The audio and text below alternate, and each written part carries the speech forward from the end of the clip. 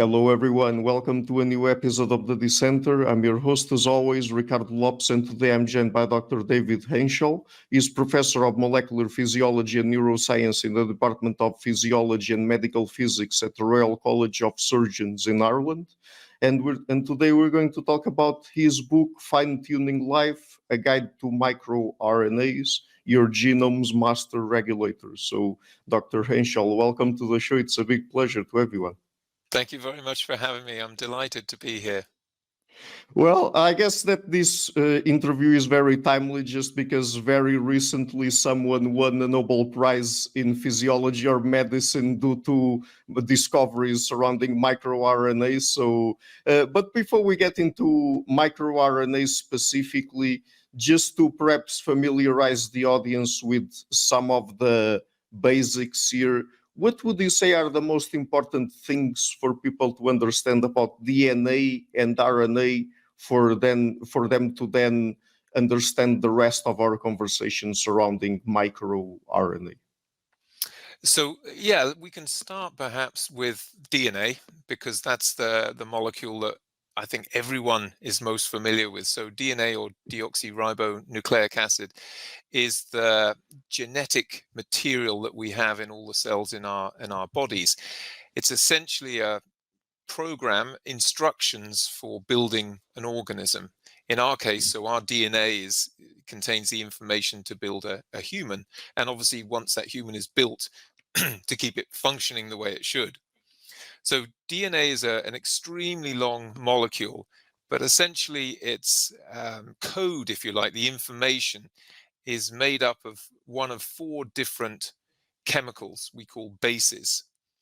And they are given the short letters A, C, G, and T. And essentially, when we talk about DNA, what we're really talking about is genes and genetic information.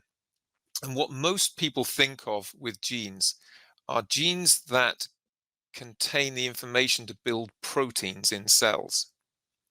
So proteins are really what cells use for the vast majority of their activities. An example of a protein would be hemoglobin, which of course carries oxygen in the blood, or insulin, which regulates our blood glucose levels.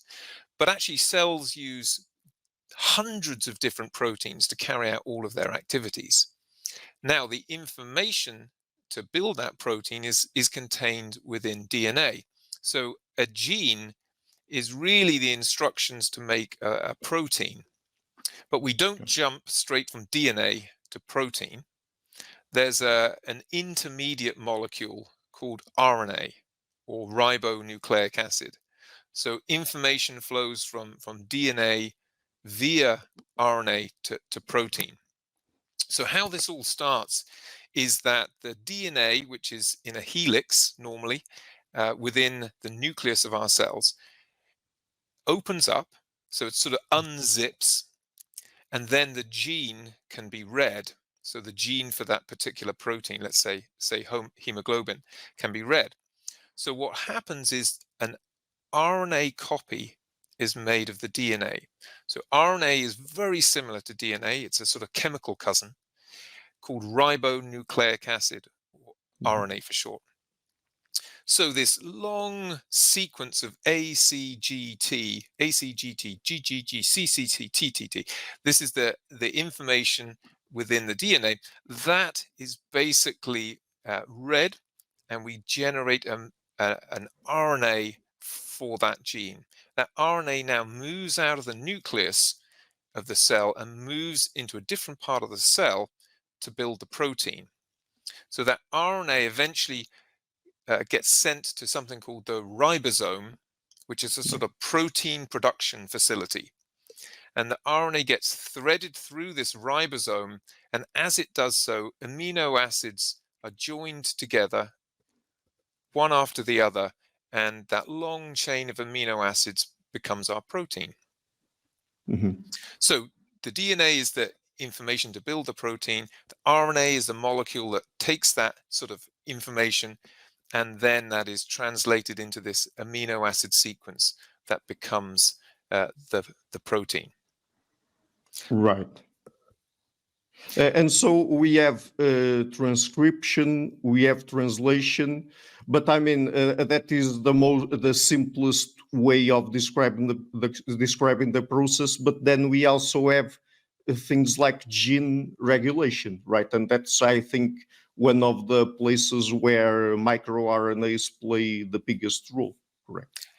Yeah, absolutely. So genes are switched on and off, okay, and certain types of cells require certain types of proteins. So if you give the example of hemoglobin, our red blood cells want to be packed full of hemoglobin, but our red blood cells don't need to produce, for example, say neurotransmitters or insulin. So cells throughout the body produce different types of protein for the jobs, the functions that they have. And this is where gene regulation comes in. So DNA it contains instructions for making all of the genes that we need, but particular cells, particular tissues will only select, they'll kind of pick and choose which genes are going to be switched on and off.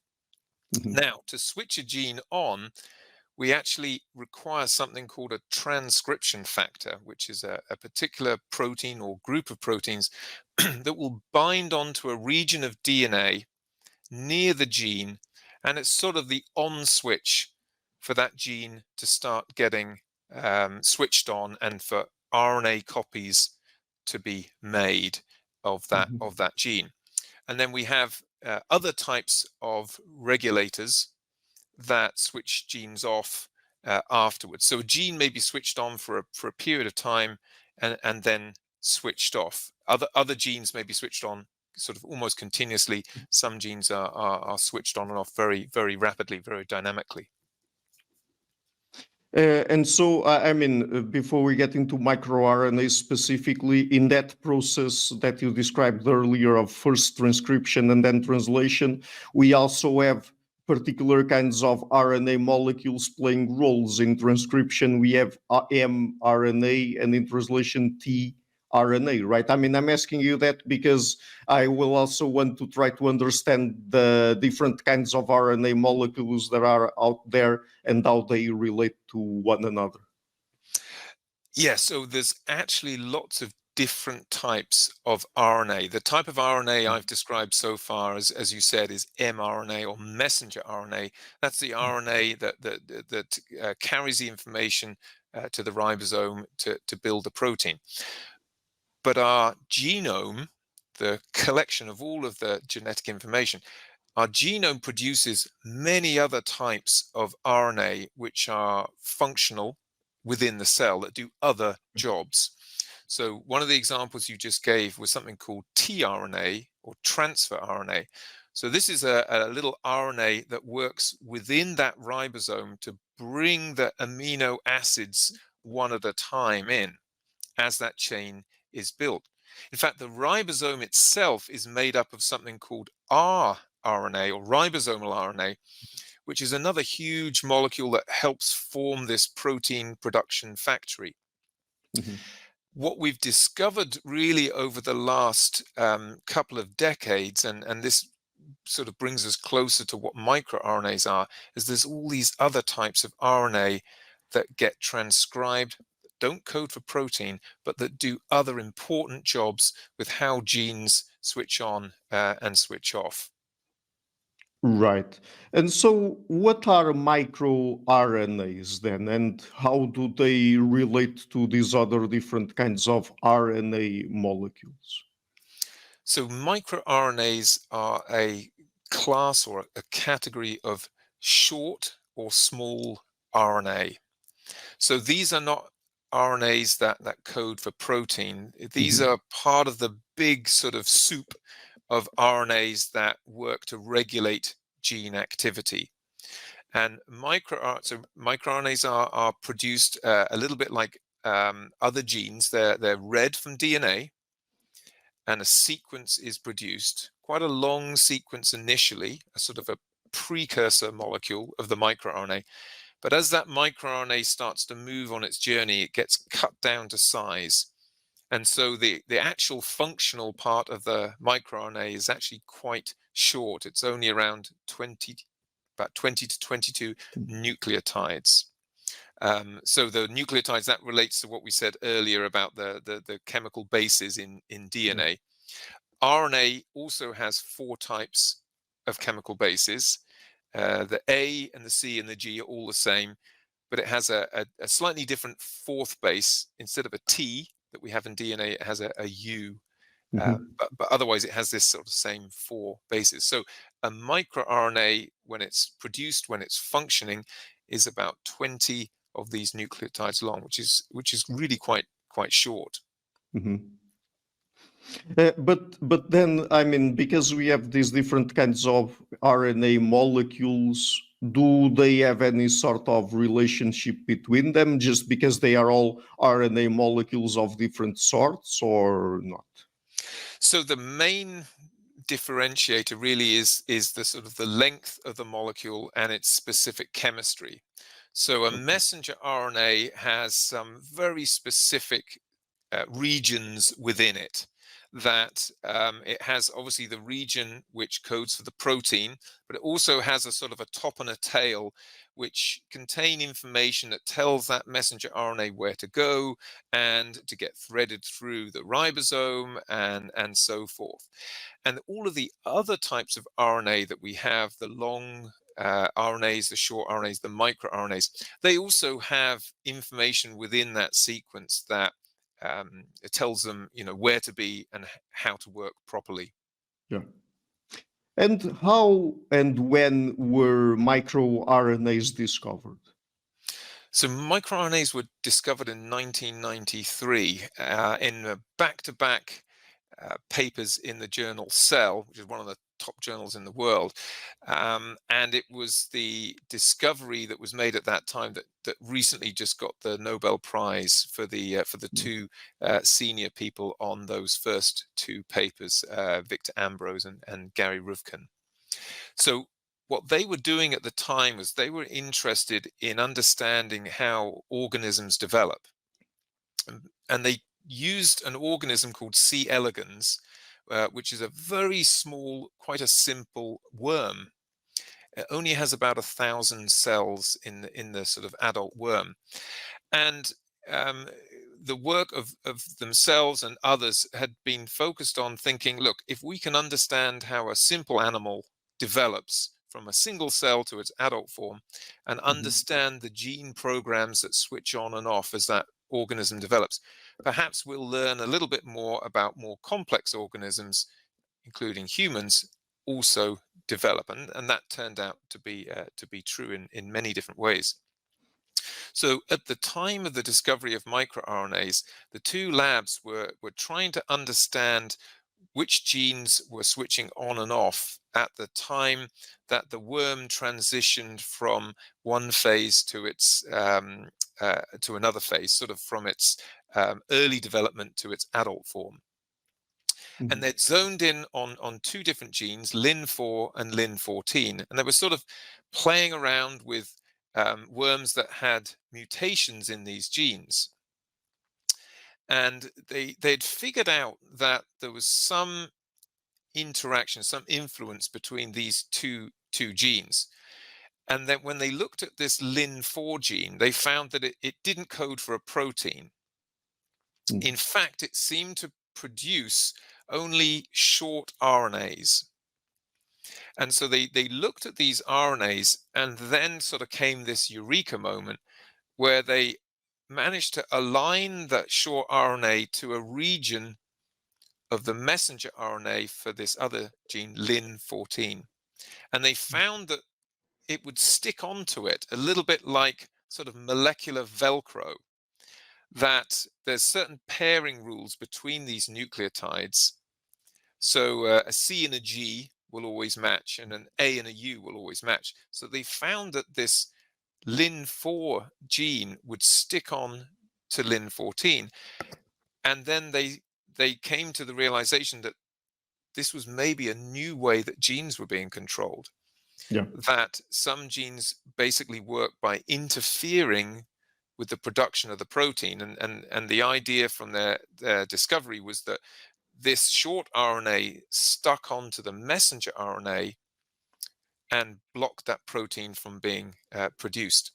And it turned out that this was a really key event, that this Lin14 protein had to be switched off in order for the adult animal to develop.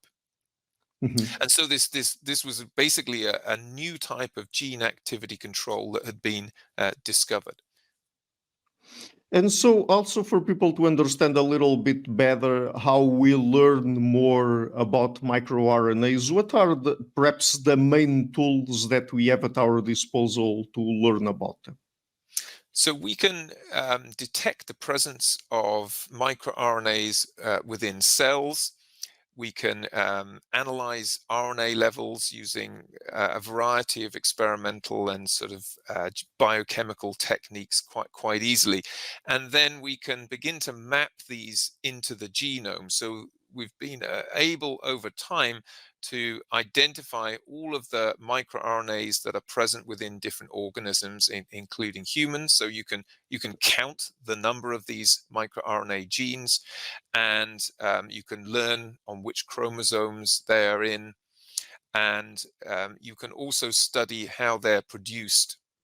So there's a specific pathway in terms of the sort of the reading of the microRNA gene, the production of the initial precursor molecule, the cutting down phases. All of these little steps have been worked out all the way through to the point where we know how the microRNA finds its target and sort of locks on with the assistance of another protein that is called Argonaut. And then even after the microRNA has done its job, we've learned what happens to the microRNA afterwards, its sort of end of life process. And just to perhaps take a step back, do we know how microRNAs evolved? I mean, from an evolutionary perspective, where do they come from? Yeah, this is a great question. So what we've learned is that microRNAs evolved at the very start of complex life on Earth. So we've been able to trace microRNA genes throughout all of the sort of evolutionary history of animals to some extremely simple, just a few sort of cells all together. And virtually every organism, every animal organism that we've studied has some collection of microRNAs. So what we think has happened is that microRNAs were really fundamental and critical to the development of complex life on Earth, simply because they were present in some of the most simple forms of life. And as organisms get more complex, we see the emergence of additional microRNA genes. So they've looked, for example, at the animals that have this kind of bilateral body plan, which is one of the one of the simplest advances in animal complexity. And there's a big stack of microRNA genes that are present in those animals.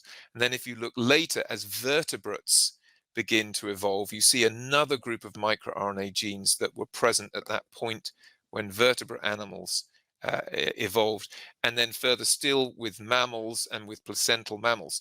So it seems that the presence of microRNA genes are critical to the evolution of complex life on Earth. But then let me just ask you, then they were already present in unicellular organisms or not? So they have been detected in unicellular organisms, Okay. but the numbers that seem to be present in multicellular organisms are much higher. We've also detected microRNAs in plants, so they're not unique to animals, and in fungi and in algae.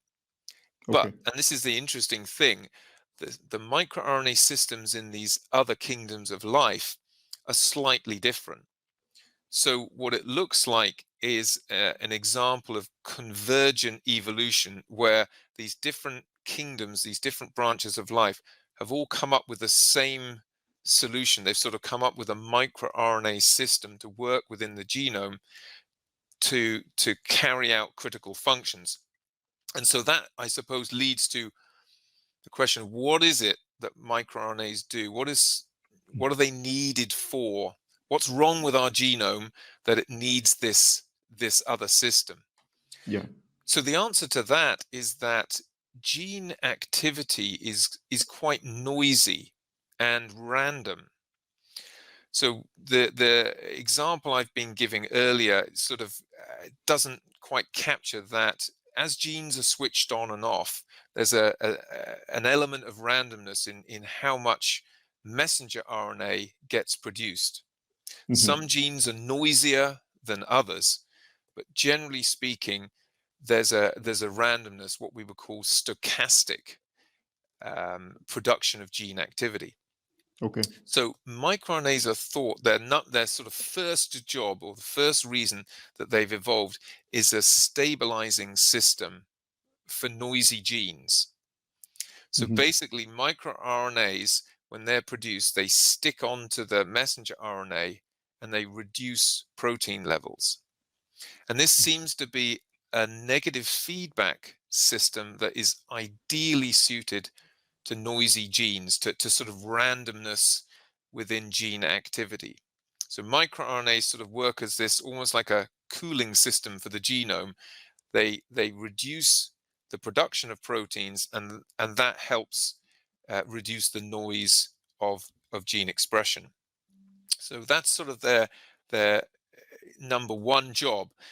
But the other thing, and this comes back to what I said about organism complexity, it seems that microRNAs are able to create or contribute to more complex organisms. Hmm.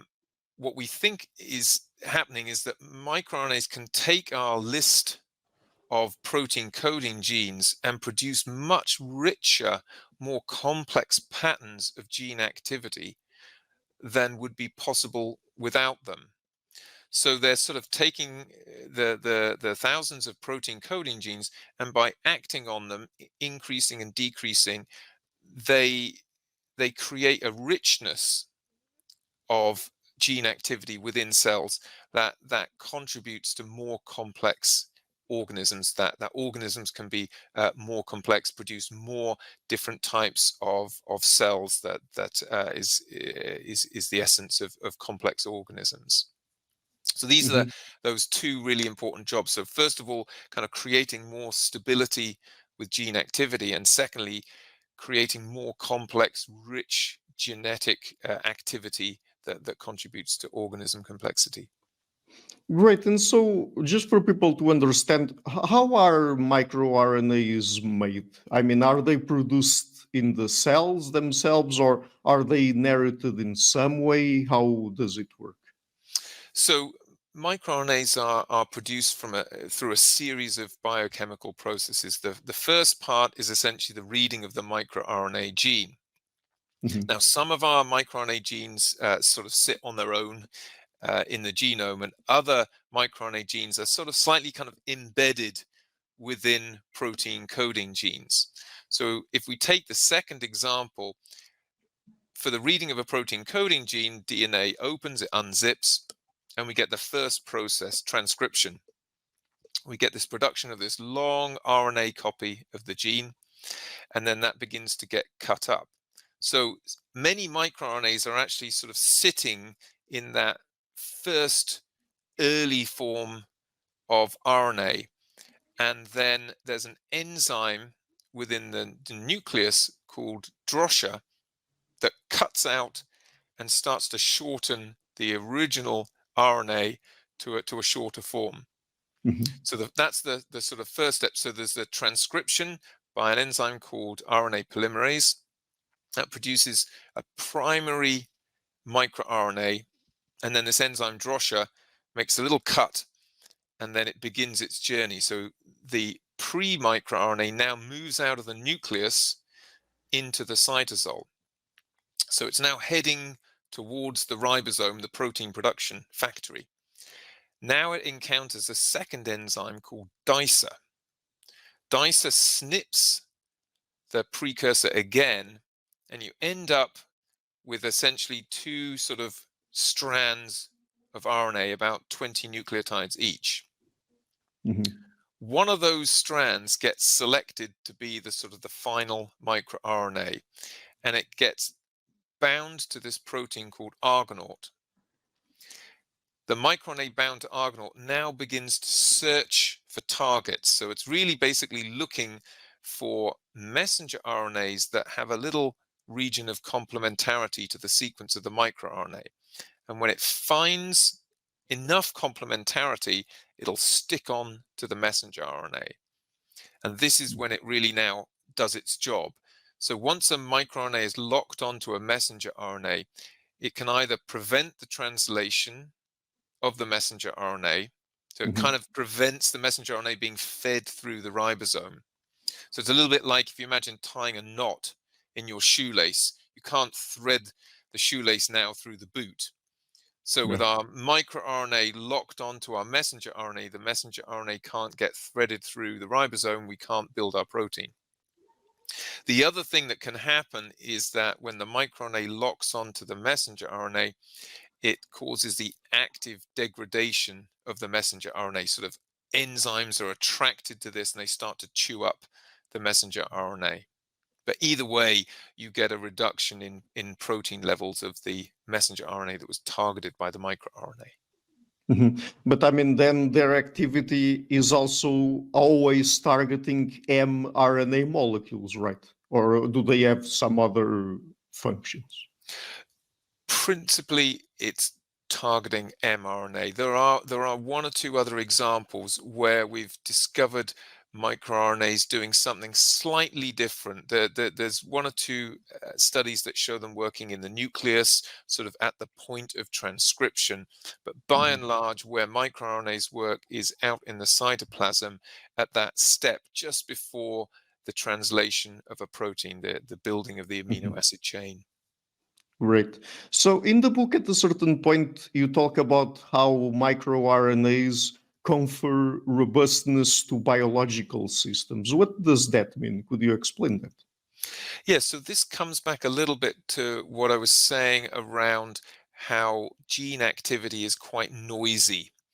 Yeah. So what microRNAs are doing is this sort of negative feedback where they dampen down the normal natural noise of gene activity within the cell. And this seems to allow cells to perform better. Cells don't do very well with sort of noisy gene activity. So this is a dampening system.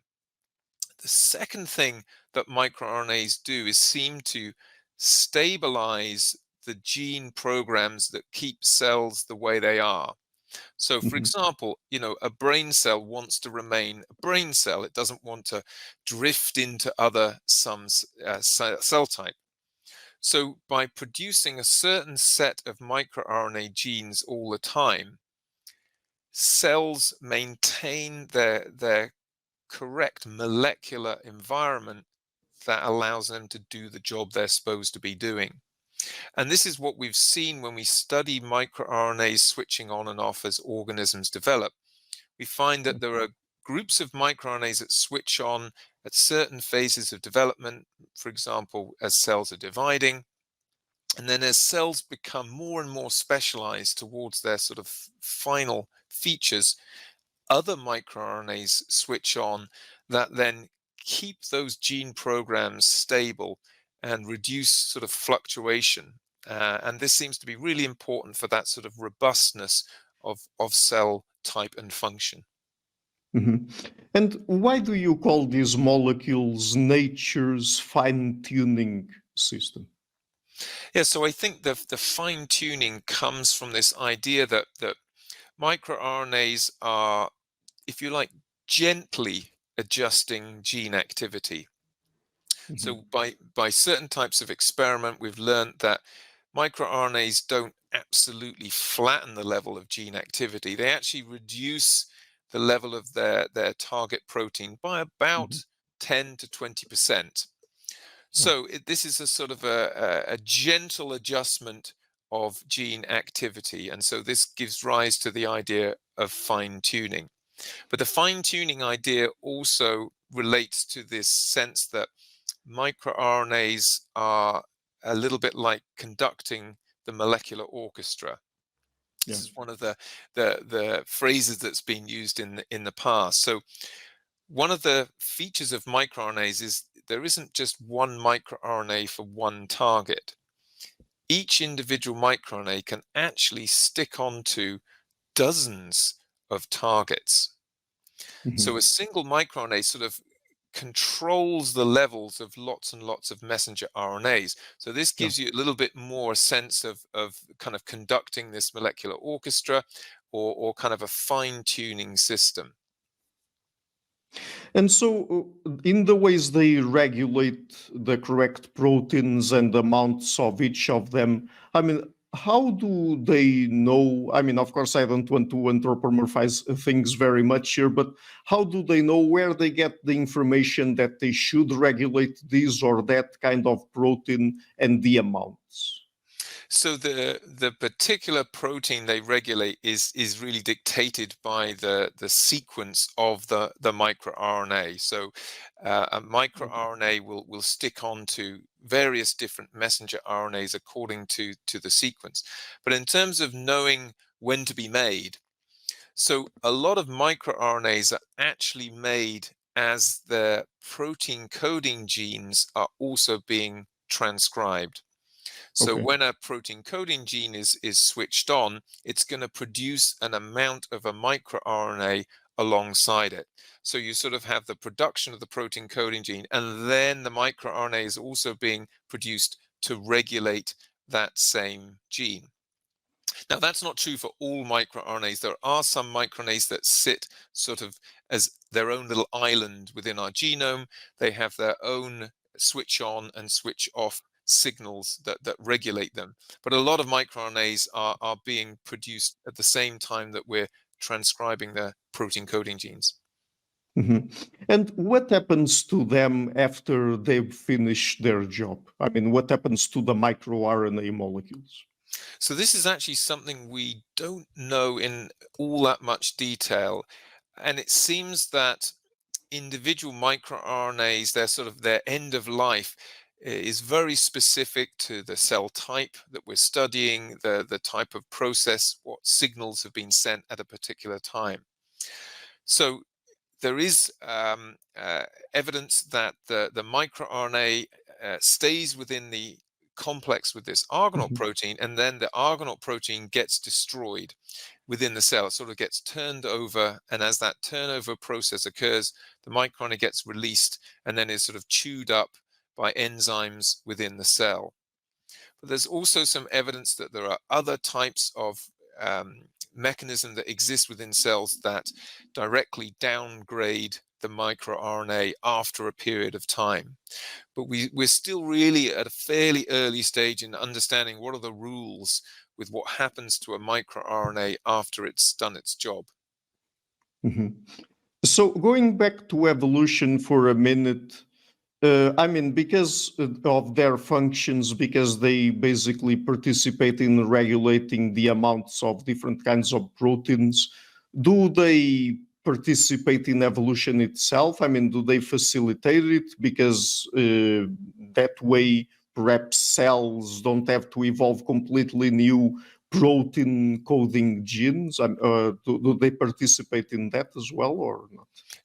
Absolutely, and I think you've just made the point really clearly there that it's quite difficult to evolve completely new protein coding genes, and Yeah. even a single error or change in a nucleotide can have a sort of catastrophic effect on a protein. This is why we have human diseases that are caused by sort of single mutations in DNA. But microRNAs can evolve relatively easily. The sort of requirements for a new microRNA gene are relatively easy to meet. So essentially, you just have to have an RNA that can form this sort of special hairpin structure. And RNAs are naturally quite good at doing this. So it's true that within our genomes, the production of new microRNAs seems to be found around the time of key evolutionary steps. And from a biochemistry point of view, it's a lot easier to generate a new microRNA gene than a new protein coding gene. And Mhm. one of the interesting facts about genetic complexity and microRNAs is that if we look at the number of genes, protein coding genes that we have, humans, it's about 20,000.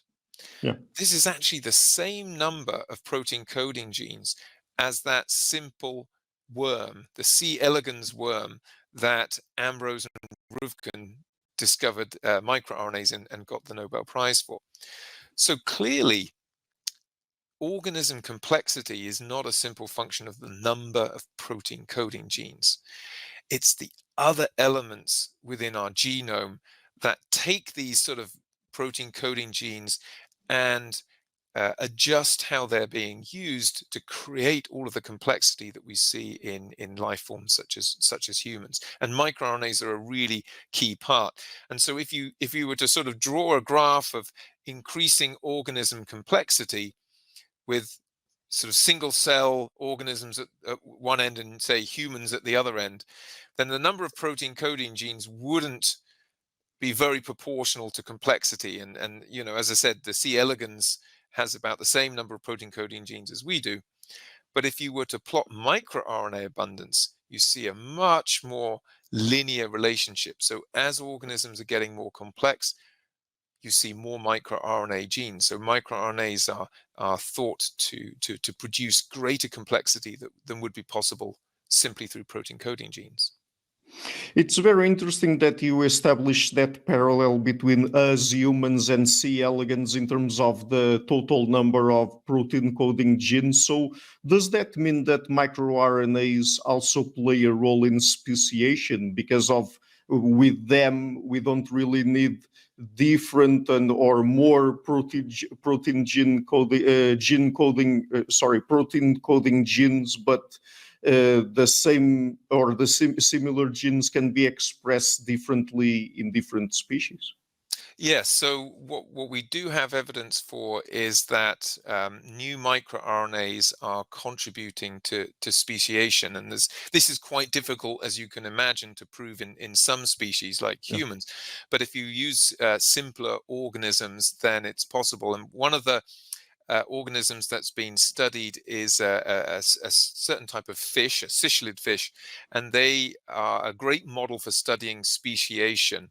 And they found that there are microRNA genes that are almost certainly responsible for contributing to the separation, the development of new species. But we don't have so much evidence for that in humans. What we do see in humans is the presence of microRNA genes that are not in any other organism. So Mhm. there are some human-specific microRNAs. There are also some great ape-specific microRNAs, and then there are some primate-specific microRNAs. And while we haven't yet figured out what these microRNAs that are unique to humans are doing, what we do know is most of them are present and made in the brain. And so Mm. this is very interesting to think about, that microRNAs may have contributed to some of our unique to human uh, intellectual brain functions. So, yeah, we're going to get a little bit more into that in a second, but what role do they play specifically in human development? So microRNAs begin working from the moment of fertilization. In fact, there's studies showing that some microRNAs are actually carried within the cell, within the egg, and within the sperm cell that are basically getting to work at the first moment of fertilization. And as the fertilized egg is beginning to divide and divide, you see certain types of microRNAs switching on and Mhm. then switching off again later. So we've sort of mapped out sets of microRNAs that are critical to the very earliest stages of human embryo development and the development of other mammals and other organisms. So microRNAs get to work really early, switching on and off and controlling the early gene programs that are critical for organism development. And so, I mean, I hope I didn't understand this wrong, but Do they also contribute or play a role in cell differentiation and I mean the production of the different kinds of cells that we can find in our bodies and the bodies of other animals and organisms? Yeah, absolutely. So every phase of organism development involves actions of microRNAs. So we have identified microRNAs that are important for cell division, for controlling the processes during cell division, but also the differentiation and migration of those cells. So as we are dividing and growing, cells begin to move into different places. They begin to develop more specialized features, and at each stage, microRNAs are switching on and off and controlling the gene programs that drive cells towards certain type of function, and also their place within the organism is all controlled by microRNA. That's very interesting. So they, because we have different kinds of microRNAs that might be active in different steps of cell differentiation, they have a big role in the coordination of gene expression, correct? Yeah, absolutely, and they're working in different ways. So there isn't a single way, but Mhm, for example, some microRNAs are switched on to help shut down genes that are no longer needed beyond a certain stage of development, whereas other microRNAs are producing more sort of subtle effects on gene activity, increasing or decreasing levels of particular transcription factors and other genes that are critical as cells begin to go down particular lines of differentiation into specialized cell types. Could you give us perhaps a couple of examples of microRNAs that we know are unique to humans and perhaps the roles they play? So at the moment, the functions that we've been able to determine for microRNAs are quite limited, but they're mainly around functions within the brain. Okay. What we've learned about unique to human microRNAs is that they're at the moment expressed at quite low levels. Now, Mhm, this is important because microRNAs that are expressed only weakly within cells, sort of at low levels, probably don't have a very strong effect on gene activity. mhm, And what you tend to see is that these new, if you like, unique to human microRNAs are still expressed at quite a low level within the cell. We think over time, over evolutionary time, the expression of some of these will increase and become more and more important for that organism. So it's still quite early days to know for certain what these unique to human microRNAs are doing, but it seems to be, in terms of the brain, it seems to be to affect the number of cells that we have within the brain and the complexity of the brain cells themselves. So what we've learned from neuroscience over the last few years is that a number of cell types within the brain are more complex, more elaborate than we see in lower organisms. And it's possible that some of these unique to human microRNAs are contributing to those very elaborate brain cells that are particularly important for some of the functions that are unique to humans. mhm. And are there specific aspects of, let's say, brain physiology and brain cell structure that we already know microRNAs participate in? Yeah, there are actually dozens of examples where we've learned in really great detail what the microRNA is doing, what its target is, and by targeting a particular protein coding gene, how that's affecting the structure of brain cells.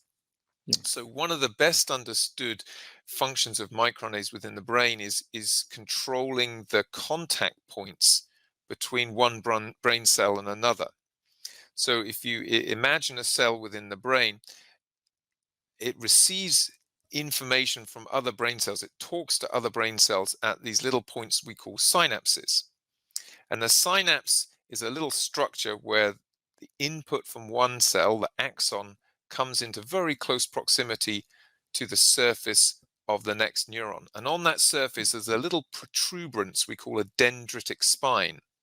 And this is really where the input signal is coming from one brain cell to another. And microRNAs are busy inside that little structure, that dendrite, producing the right shape and even adapting that shape according to the signals that are received. So microRNAs, for example, contribute to kind of building up the spine, the dendrite, to make it bigger. That's thought to be important for plasticity within the brain, how we learn, how we remember. But there are also microRNAs that contribute to these spines shrinking in size. And sometimes we want to remove things, we want to get rid of contact points between brain cells. And so there's a group of microRNAs that act on the structural elements, so proteins that actually produce these little shapes, but also the enzymes that work within them. So within one of these dendritic spines, you would have receptors on the surface for neurotransmitter. And the amount of those receptors on the surface would be controlled by the microRNAs within. And they've even learned that as one signal from one nerve cell to another passes through that structure, it stimulates the local production of microRNAs that then regulate the levels of the proteins within that structure. So microRNAs are absolutely critical for, first of all, producing the structure of brain cells, but also making them plastic, allowing synapses to change, to adjust to incoming information. So yeah, so they play a very active role in cell communication, particularly in the brain, correct? Yeah, there are very few processes, in fact, that haven't been linked in some way to microRNAs. So as I was saying with that example earlier, the input from one cell to another, the end of that is called the axon terminal. So that also has some very specialized receptors and proteins, and those are also regulated by microRNAs. So almost all of the structures and functions of neurons are regulated to some degree by microRNAs. And the estimate is that more than half of all of the genes within our genome are regulated to some degree by microRNA. And there probably really isn't a process within the cell that isn't in some way impacted by microRNA. But you mentioned the receptors. What about the neurotransmitters? I mean, do we know if microRNAs participate in any way in the production and release of neurotransmitters into the synapse or not? So what we know is that the machinery that sort of loads up the neurotransmitter and has it ready to be released, the machinery for that process is also regulated by microRNAs. So the neurotransmitter molecule itself is a small chemical. It's not a protein, so it's not directly regulated by a microRNA. But the machinery that gets that neurotransmitter ready for release, all of those stages can be modulated and adjusted by microRNA. So perhaps talking now a little bit about some higher level processes we're already in the domain of psychology here. Do we know if they play specific roles in human cognition and intelligence? Yes, so we've learned that there are a number of microRNAs that are important for the structure of the brain. And as mentioned already, there are human-specific microRNAs. So we're at the point where we're trying to learn what particular microRNAs do in terms of influence particular functions of the brain. And one of the ways that we can learn what they do is to study a model organism, for example, a mouse, where you can adjust the gene more easily than you could do in a human model. And by studying microRNAs in these organisms, we've been able to learn what that microRNA does in terms of shaping brain function and shaping cognition. And so we've identified microRNAs that are important for learning and memory. So perhaps an experiment interferes or removes a microRNA gene, and you then find that the mouse can't learn properly to navigate through a maze.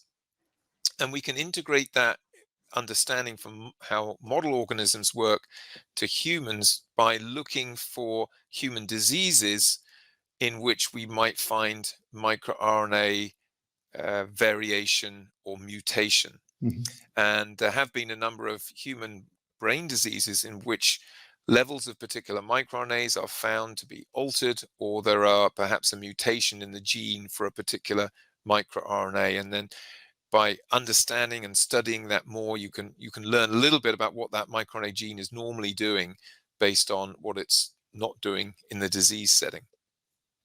Could you give us an example of one of those brain diseases that we already know have some association with microRNA malfunction?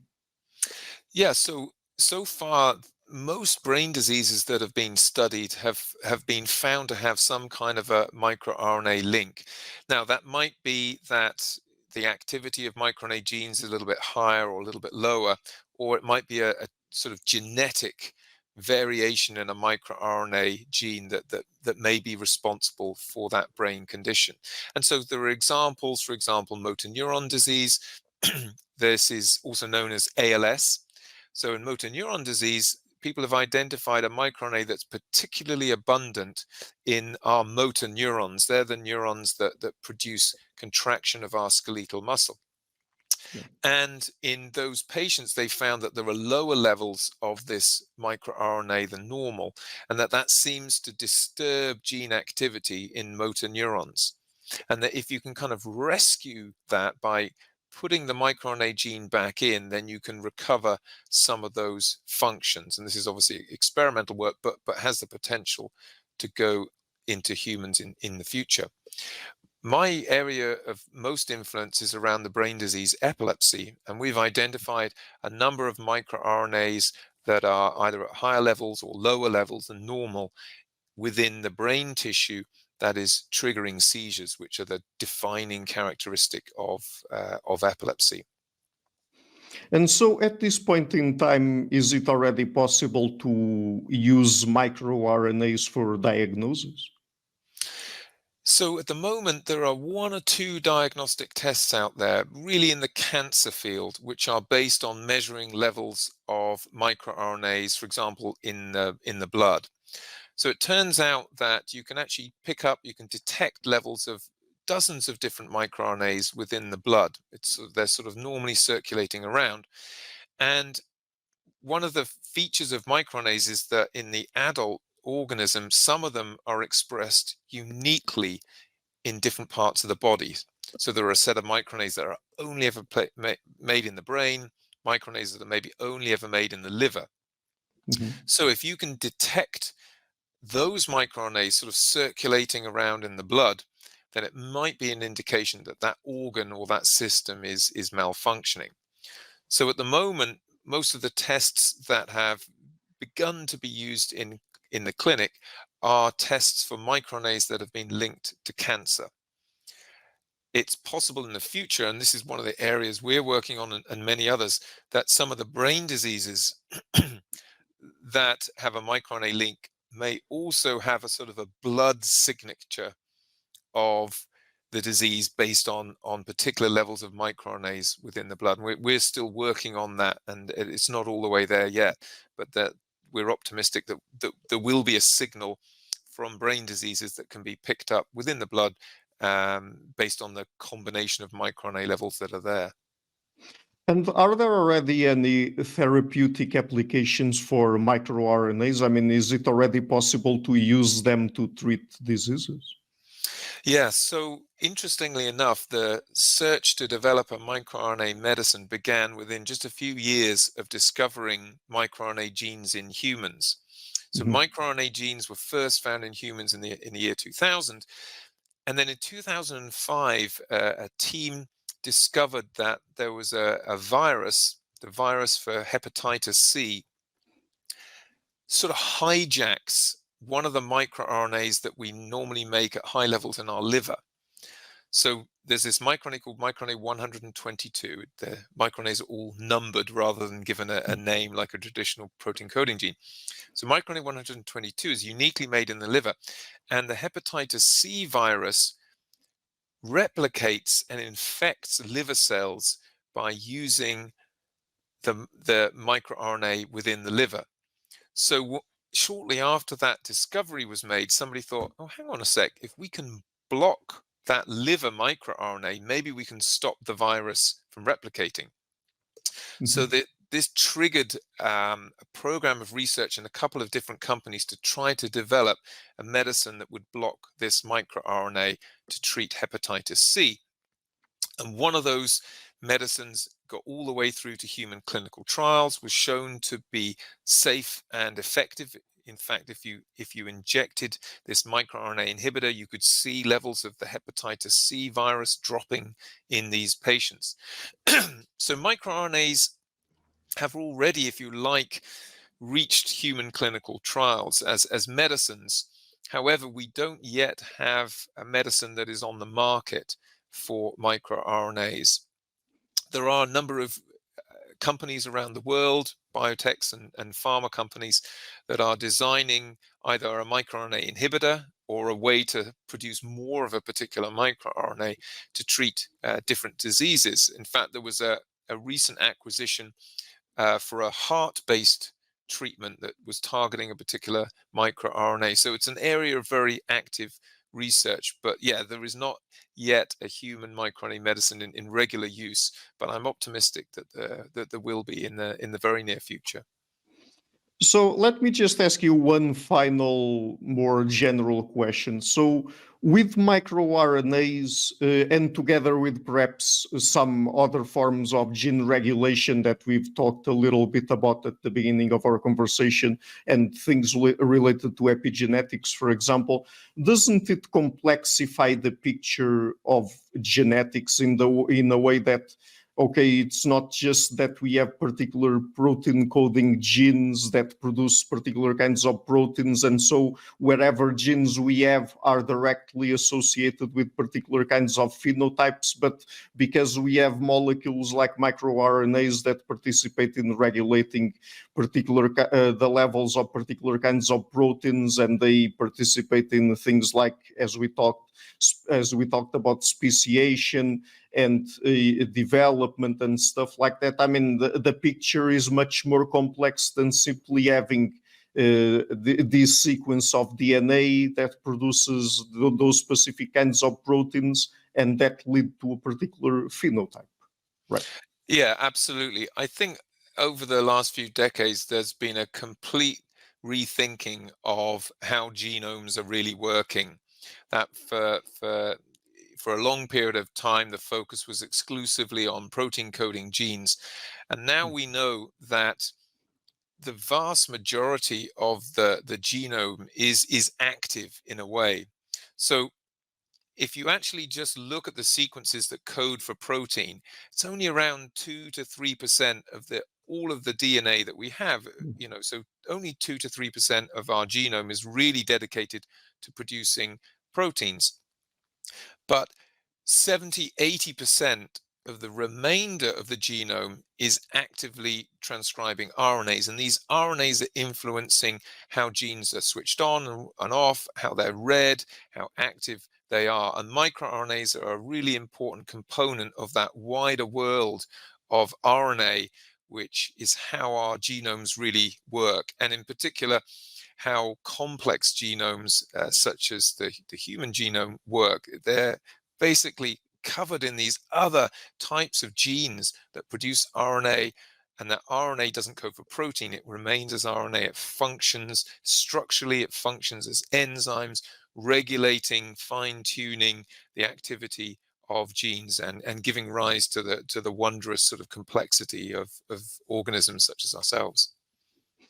Great. So the book is again Fine-Tuning Life, a guide to microRNAs, your genome's master regulators. I'm leaving a link to it in the description of the interview. And Dr. Henshall, apart from the book, where can people find your work on the internet?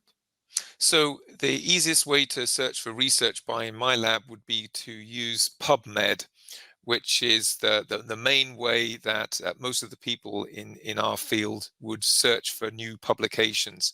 So if you look up PubMed, and then you would type in my name or my name plus microRNA, then you'll see some of the research that we've published. And equally, if you're interested in other aspects of microRNA research, maybe microRNAs and evolution, you can also find that through PubMed.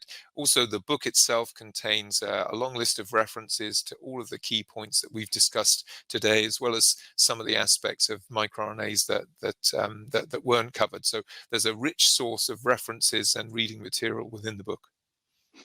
Great. So look, Dr. Henshall, I really love the book. I can't recommend it enough to my audience. So I hope that everyone, after they've watched or listened to this interview, runs and buys the book. So thank you so much for the interview. It's been very fascinating. Thanks very much for having me on. Thank you. Hi guys, thank you for watching this interview until the end. If you liked it, please share it, leave a like and hit the subscription button. This show is brought to you by Enlights, learning and development done differently. Check their website at enlights.com, and also please consider supporting the show on Patreon or PayPal. I would also like to give a huge thank you to my main patrons and PayPal supporters: Per Ergo Larsen, Jerry Mullerens, Frederick Sunda, Bernardo Seixas, Olaf Alex, Adam Kessel, Matthew Whittingboard, Arno Wolf, Tim Hollis, Eric Alenia, John Connors, Philip Forrest Connolly, Dan Demetri, Robert Windiger, Rui Inácio, Zup, Marco Neves, Colin Holbrook, Phil Kavanagh, Mikkel Stormir, Samuel André, Francis Ford, Tiago Nunes, Fergal Cossen, Hal Herzog, Nuno Machado, Jonathan Librant, João Linhares, Tantantia, Samuel Correia, Eric Hines, Mark Smith, João Eira, Tom Hummel, Sardus France, David Sloan Wilson, Yacila Dez Araújo, Romain Roach, Diego Londoño Correia, Yannick Punter, Dana Rusmani, Charlotte Bliss, Nicole Barbaro, Adam Hunt, Pavlo Stasevski, Nelek Bach, Guy Madison, Gary G. Alman, Sam Afzal, Adrian Yeager, Paul Tolentino, João Barbosa, Julian Price, Edward Hall, Edin Bronner, Douglas Fry, Franca Bortolotti, Gabriel Ponce Cortez, Ursula Litsky, Scott, Zachary Fish, Tim Duffy, Sonny Smith, John Wiseman, Daniel Friedman, William Buckner, Paul George Arnaud, Luke Loaki, Georgios Theophanes, Chris Williamson, Peter Wolozin, David Williams, Diogo Costa, Anton Erickson, Charles Murray, Alex Shaw, Maury Martinez, Coralie Chevalier, Bangalore Atheists, Larry Dealey Jr., Old Erringbon, Sterry, Michael Bailey, Dan Sperber, Robert Grassi, Zigor N, Jeff McMahon, Jake Zool, Barnabas Radix, Mark Campbell, Thomas Dovner, Luke Nissen, Chris Story, Kimberly Johnson, Benjamin Galbert, Jessica Nowicki, Linda Brandon, Nicholas Carlson, Ismail Benzliman, George Coriatis, Valentin Steinman, Per Crowley, Kate Van Goller, Alexander Hubbard, Liam Dunaway, BR, Masood Ali Mohammadi, Perpendicular, Jonas Hertner, Ursula Goodenough, Gregory Hastings, David Pinsoff, Sean Nelson, Mike Lavigne, and Dios Necht. A special thanks to my producers, Isar Webb, Jim Frank, Lucas Stafiniak, Tom Vanagdam, Bernard Ugnik, Curtis Dixon, Benedict Mueller, Thomas Trumbull, Catherine and Patrick Tobin, John Carlo Montenegro, Alnick Ortiz, and Nick Golden, and to my executive producers, Matthew Lavender, Sergio Quadriano, Bogdan Kanivets, and Rosie. Thank you for all.